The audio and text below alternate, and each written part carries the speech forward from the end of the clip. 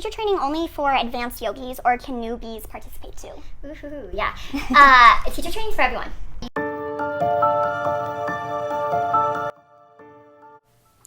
So, like I mentioned earlier, I used to work front desk and I was a yoga teacher. So, in my experience of working at different yoga studios, they have obviously changed. However, I'm going to use the example of the studio in Los Angeles because it's very close, very similar to the Cool Power studios.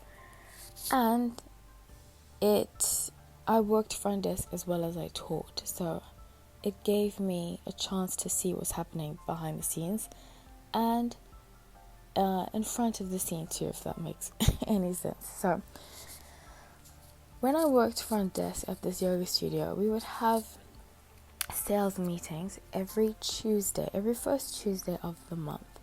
And these sales meetings, some of them were informative, they kind of became redundant because they would say the same thing over and over and so forth.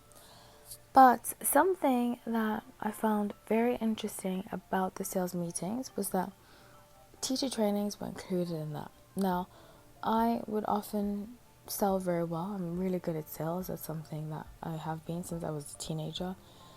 But something that I didn't sell was teacher trainings because I found it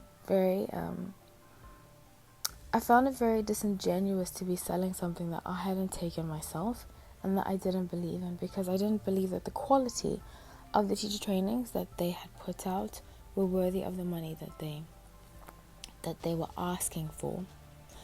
And even though, because I made my sales in other ways, I made my sales in like class packages and memberships, so they left me kind of alone about that, but they would push us to sell teacher trainings, and I believe this is a form of recruitment. Now, recruitment, if you don't know what it is, in pyramid schemes specifically, you recruit people to be under you. So if you are the head, you recruit. Okay, let me start that again. Somebody will recruit you, and then you recruit other people. Now, you don't make any money from selling. You make money from recruiting other people. And this is very similar to a pyramid scheme because, well, in terms of yoga teaching, because if I were a teacher, for example, and I was running a teacher training, I would recruit other people to take it, and therefore I would have a cut of it. And so the process would continue. So it would be recruit this person, recruit these people, recruit these people, recruit these people. So there's a ton of people under me. And then there'll be a ton of people under the next person and the next person and the next person.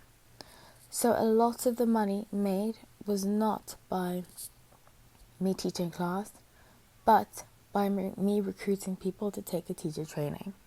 That teacher training would pay a huge chunk of the bills of a yoga studio, and I would get a commission.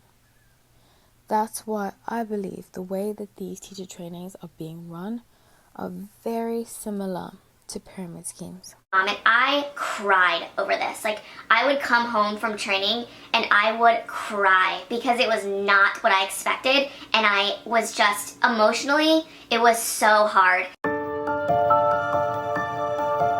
So over the years, I've heard many stories. In fact, when I took my initial teacher training 8 years ago, I was very deterred to teach because I felt as though I wasn't prepared.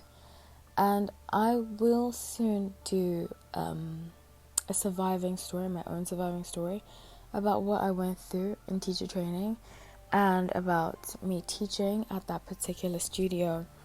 I ended up teaching there for quite some time, so I have a lot to say about it, and I just want to make sure that I come from a place of being healed and a place of strength, because I know that I will be attacked when I speak about what happened. But when I initially took my teacher training, I noticed, like I said earlier, that lots of people didn't end up graduating. In fact, I almost didn't graduate. And some of that I am grateful to who was leading the teacher training at the time. She called me, we had a talk, and even though I do believe she was kind of manipulating me, at least I got it done. At least I graduated. after I graduated, I had this feeling that I didn't want to teach. I felt like I wasn't ready, and granted, I really wasn't, and I think that's something else we need to look into. But I felt as though I had wasted my money. That was like the biggest thing. I felt like $2,000 was down the drain, and I wasted a lot of my money because I couldn't teach at other yoga studios.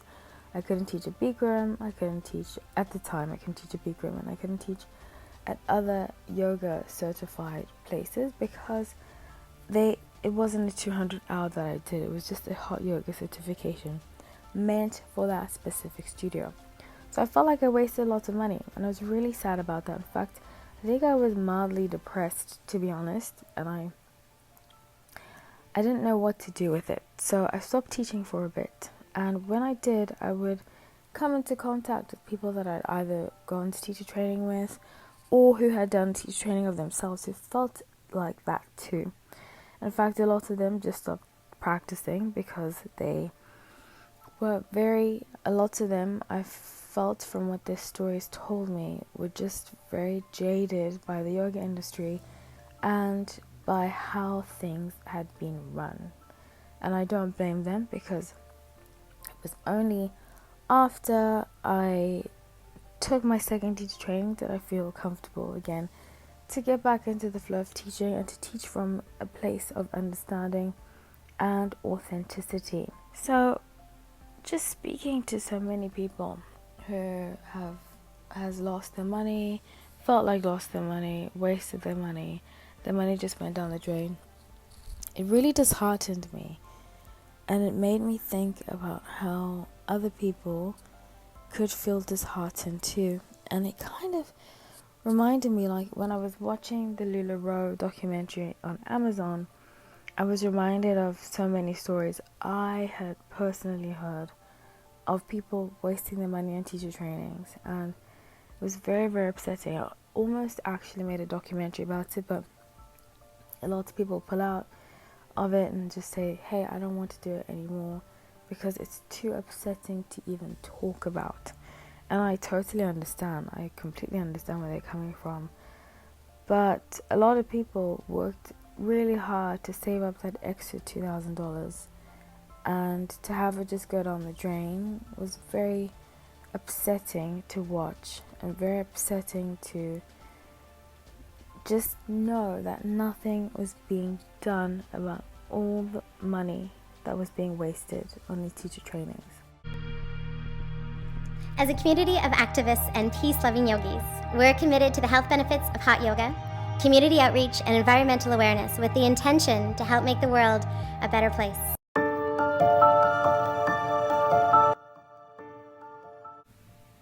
So I'm going to end this topic a little differently to how I have before. I'd love to hear what you have to say. I'd love to hear if any of you have experienced feeling like you wasted money on teacher trainings, on feeling as though you felt pressure to recruit people as a yoga teacher, or you were recruited yourself.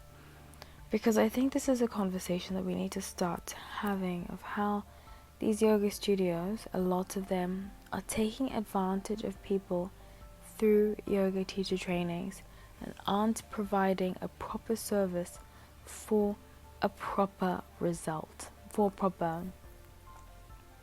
Result is the word. So if you know of any stories and you are willing to speak about it, I would love to hear from you. The email is in the description, and I would love to hear what you have to say and how it's affected you. And if you want to stay anonymous, you can stay anonymous. I just think that it's time that the Yoga Alliance gets involved, and I also think it's time that perhaps the FCC gets involved. Some kind of regulation needs to get involved in this, and I'm not a huge regulations person, but I just feel like a lot of people are losing out on a ton of their money and not knowing what they get into, because they have this false hope, this false prosperity of, do you want to become a teacher? Anyone can become a teacher. And I disagree with that.